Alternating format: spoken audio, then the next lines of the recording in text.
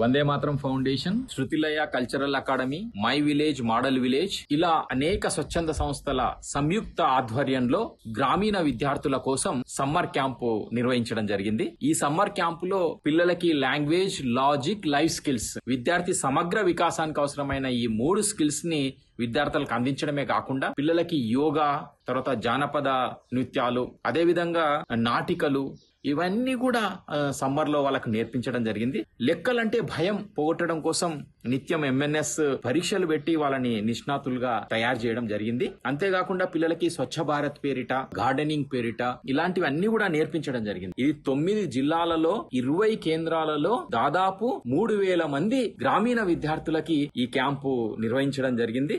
ఈ 30 రోజుల summer camp విజయవంతమైంది.